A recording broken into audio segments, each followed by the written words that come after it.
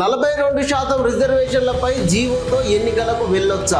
Legal గా ఎదురయ్యే ఇబ్బందులు ఏంటి? ప్రస్తుతం విచారణ దశలో కేసు ఉన్నది. ఈ సమయంలో స్థానిక ఎలక్షన్స్ కు వెళ్తే తలెత్తే సమస్యలేంటి? న్యాయ సలహా తీసుకుంటున్న రాష్ట్ర ప్రభుత్వం బీసీలకు స్థానిక సంస్థల లోపల 42% రిజర్వేషన్లు కల్పించేందుకు ప్రభుత్వము అన్ని విధాల ప్రయత్నాలు చేస్తా ఉన్నది. స్థానిక సంస్థలో బీసీలకు 42% రిజర్వేషన్లు కల్పిస్తూ ఒకవేళ జీవో జారీ చేస్తే దాంతో ఎన్నికలకు వెళ్ళొచ్చా అనే దానిపైన ఢిల్లీలో ఉన్నటువంటి న్యాయ సలహాల నిపుణులు తీసుకొని పకడ్బందీగా ముందుకెళ్తున్నది. బీసీలకు ఎట్లా న్యాయం చేయాలని కాంగ్రెస్ పార్టీ ఆలోచన చేస్తున్నదో బీఆర్ఎస్ బీజేపీ పార్టీలో బీసీలకు ఎట్లా అన్యాయం చేయాలో ఆ రెండు పార్టీలు ఆలోచిస్తున్నాయి. ఒకవేళ చట్ట ప్రకారంగా 42% రిజర్వేషన్లు చెల్లయి అని అంటే గనక కాంగ్రెస్ పార్టీ పరంగా బీసీలకు 42% రిజర్వేషన్లు ఇస్తే ఎట్లాంటి ఇబ్బందులు ఉంటాయి, ఇవ్వాలా లేదా అనేటువంటి ఆలోచనతో ముందుకు పోతా ఉన్నది. దీనిపైన న్యాయ నిపుణుల సలహాలు కూడా తీసుకుంటా ఉన్నది. తెలంగాణ ప్రభుత్వం బీసీలకు ఎట్లయినా 42% రిజర్వేషన్లు